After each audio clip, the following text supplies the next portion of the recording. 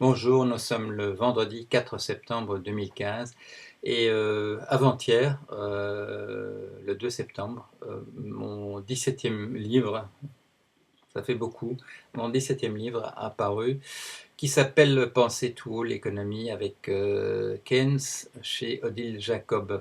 Et on commence à m'interroger, ouais, oui, à m'interroger, à publier des entretiens à ce sujet. Et ça m'oblige à revenir un petit peu à penser moi-même à ce que j'ai voulu faire avec ce livre.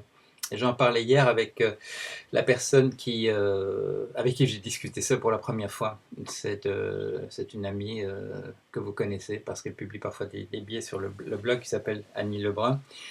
Et c'est devant elle que j'ai énoncé pour la première fois le projet. Et je lui ai rappelé, elle s'en souvenait. Et peut-être pas mauvais que je vous dise comment ça s'est passé. L'idée qui m'était venue, c'était que depuis un certain temps, depuis que j'ai commencé à réfléchir sur la formation des prix, et ça date pas d'hier, c'est quand j'ai commencé à examiner mes notes sur les captures de poissons et les prix obtenus par les pêcheurs de l'île de Watt en 1973 et 1974, et que j'ai découvert que la loi de l'offre et de la demande ne rendait pas compte certainement de ce que je voyais là, que j'ai commencé à me poser des questions sur l'économie, que je me suis intéressé plus spécialement à ce qu'on appelle l'anthropologie économique, et que j'ai commencé à produire une théorie alternative d'information des prix, dont j'ai trouvé le modèle, le patron qu'il me fallait, pas le patron au terme du patron du bar, mais le pattern, la configuration, le modèle, le patron, comme on dit quand on fait du modélisme, voilà, la forme, la forme. Donc j'ai trouvé la forme chez Aristote, et puis bien entendu, il n'avait pas parlé de l'économie moderne, il n'avait pas parlé de la finance, donc il fallait adapter ça. Et c'est à partir de là que ma réflexion sur faire l'économie autrement, penser l'économie autrement a démarré. Et puis je me suis retrouvé un jour, et c'est le jour où je parle avec Annie Lebrun, où je me suis dit il faut mettre tout ça ensemble, mais il faut trouver un point d'ancrage. Il faut voir, il faut trouver où accrocher ça. Et alors là, j'ai pensé à ce qui me permettrait de comprendre ce que j'avais fait moi-même. Vous savez, ça c'est ma théorie sur le comportement humain, c'est que vis-à-vis de soi-même, on est comme les autres, c'est-à-dire on essaie de les comprendre et c'est en se regardant soi-même en interaction qu'on découvre comment ça marche. Et ça, on en parlait hier aussi. Quand il n'y a pas d'interaction, quand il n'y a plus d'interaction pour une raison ou une autre, eh bien, ça ne marche plus. Robinson Crusoe, ça ne marche pas. Ça repart quand il découvre vendredi et que vendredi et lui vont rebâtir quelque chose. Mais voilà. Alors, le point d'ancrage, qu'est-ce qu'il fallait trouver? Je ne pouvais pas trouver. Je me serais trop ennuyé à lire, je ne sais pas, à lire Marshall, à lire Menger, à lire des gens comme ça. Euh, Ça n'aurait pas marché. Alors, il fallait trouver quelque chose qui m'intéresse. Et dans la mesure où j'ai croisé des parents de Keynes à Cambridge à l'époque où j'étais là, euh, des gens par alliance, sa nièce et ainsi de suite. Bon voilà, il y avait un point d'ancrage possible. En plus, le contexte de Cambridge, j'avais fini par le comprendre après 10 ans de présence, 5 ans comme étudiant des arts et puis 5 ans de professorat. Donc là, il y avait la possibilité pour moi de réfléchir tout haut, de penser tout haut l'économie avec Keynes. Et ce serait ma méthode à moi pour pouvoir mettre sur le papier ce qui m'apparaissait comme l'originalité de mon approche à moi. Et c'est ce que j'ai fait. C'est ce que j'ai fait. Et ça dépasse du coup, vous le verrez peut-être, ça dépasse quand même pas mal ce qui était à l'origine de mon questionnement, c'était la formation des prix.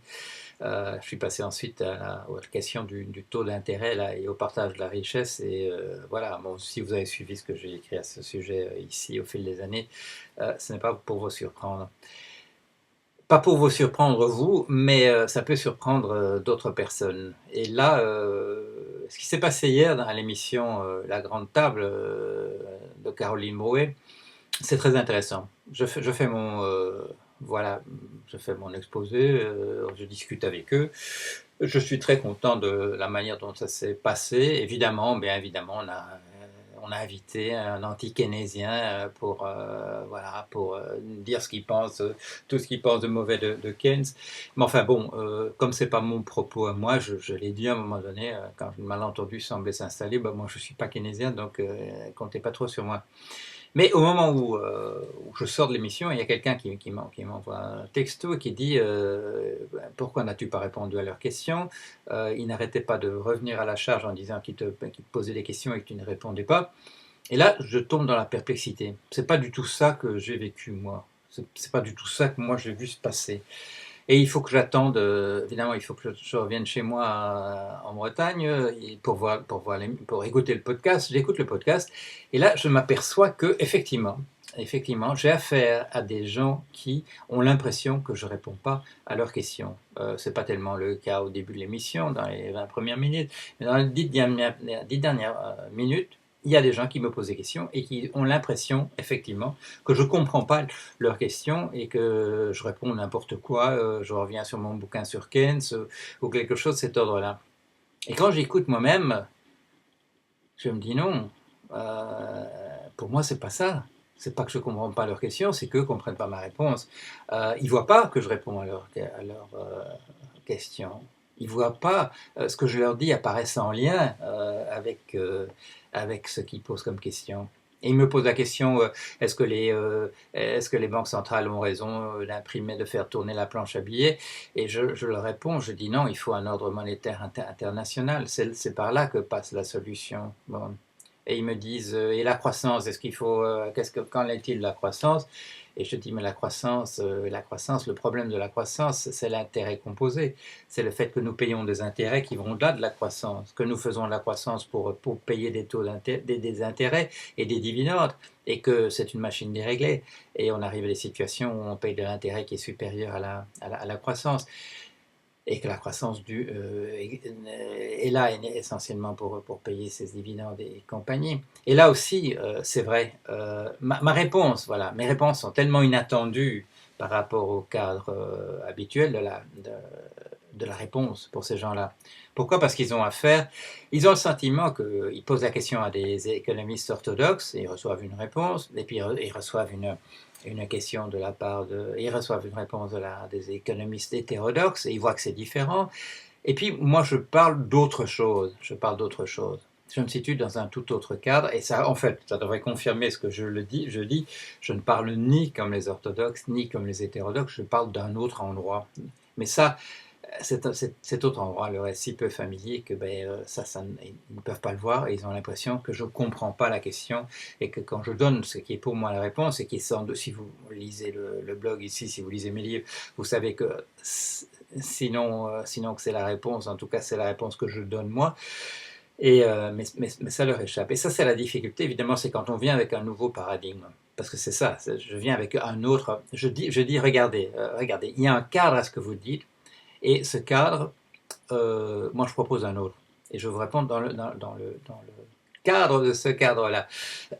Mais la difficulté, évidemment, c'est que quand on est dans un paradigme, on ne voit même pas qu'il y a un cadre. On ne sait même pas qu'il y a un cadre. On a l'impression qu'on parle au nom du sens commun, des choses qui vont sans dire. Et comme là, Keynes l'avait souligné, le sens commun en économie, mais c'est vrai un peu partout, en réalité, c'est la théorie dépassée d'un vieil économiste dont on a oublié le nom. Mais c'est sa théorie à lui. Il n'y a pas de sens commun, il n'y a pas une façon qui va comme ça sans dire quand on parle d'économie. Alors, c'est la difficulté, qui était prévisible en réalité. C'est moi qui ai dit, je vais poser ça dans le cadre par rapport à Keynes. Et alors, qu'est-ce qui se passe? Je le vois ce matin quand je regarde sur Amazon l'annonce, parce qu'il n'y a toujours pas d'image et ça me chipote qu'il n'y a toujours pas d'image pour le livre sur Amazon. Et quand je regarde sur Amazon, il y a un commentaire qui est fait par un anti-keynésien professionnel qui se croit obligé, parce qu'il a vu le mot Keynes, de taper là-dessus à bras raccourcis. Mais je le reconnais, c'est quelqu'un qui est venu souvent sur malgré son pseudonyme, c'est quelqu'un qui est venu souvent sur le blog et il fait partie des troupes de choc de Hayek, c'est-à-dire donc l'ennemi séculaire de Keynes, l'école de Chicago, les amis de Pinochet, Société du monde pèlerin, c'est-à-dire bon, les troupes de choc de l'anti-keynésianisme bon, sont sorties. Et est-ce que ça va servir ou desservir le livre? Ça, je ne sais pas, parce que ça va raviver évidemment toutes ces vieilles querelles à l'intérieur du vieux paradigme. Bon, et est-ce que ce vent, ce tourbillon va m'emporter, oui ou non? Est-ce que je vais quand même faire passer le message que moi j'essaie quand même de regarder ces choses avec un tout autre regard. On peut le dire, je dirais, de manière plus simple en disant un paradigme sociologique, regardez cela en termes de classe, comme le faisaient d'ailleurs tous les gens qui faisaient de l'économie, je dirais sérieusement, au XVIIIe et au XIXe siècle, François Quesnay, Adam Smith, Ricardo, Karl Marx, bien entendu, tout ça se faisait dans le cadre de l'économie politique, où on avait des classes, des conditions, des États, on appelait ça de différentes manières, des gens en tout cas dont les intérêts n'étaient pas les mêmes et dont les fonctions n'étaient pas les mêmes à l'intérieur du système économique. Voilà. Autre chose hier, c'est cette émission qui s'appelle Le Nom de Dieu, qui est passée en Belgique sur la 3 de la RTBF, radio-télévision belge francophone. Et là, j'avais un peu peur, là, parce que ça a été enregistré au mois de juin. Et en voyant les brumes artificielles dans le studio, les éclairages tamisés, la mise en scène, la solennité, je dirais, ajoutée à grosse couche, à couche épaisse, j'avais un petit peu peur. Ça s'est passé mieux que prévu. Je veux dire, en le regardant moi-même. Je suis assez content de la manière dont ça s'est passé. On pose des questions dans une émission comme ça, on pose des questions sérieuses et il faut apporter des réponses sérieuses et par des accidents de l'histoire. Parlant en juin de la guerre du Vietnam, en fait je parlais également de la crise des réfugiés. En ce moment, je ne pouvais pas savoir, mais voilà, donc des propos un petit peu intemporels, comme disait l'ami Nietzsche. Voilà, si vous avez l'occasion de voir ça, regardez-le parce que j'ai l'impression quand même que là aussi j'essaie de faire passer un message.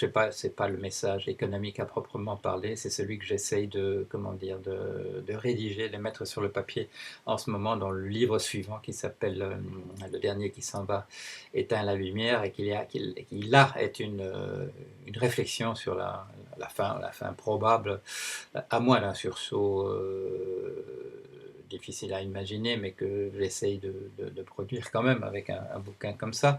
Je ne suis pas le seul, bien entendu, mais la fin probable de l'espèce humaine qui semble en bout de course. Vous avez peut-être vu ce programme sur Arte, je ne sais plus comment ça s'appelait, La fin de l'homme, quelque chose comme ça, c'est passé très récemment.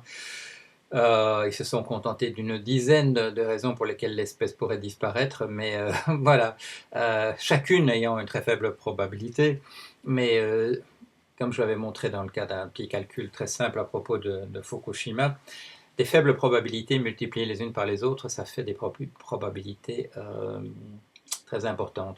La probabilité que nous soyons détruits par une émergence soudaine de rayons gamma dans l'univers est très faible.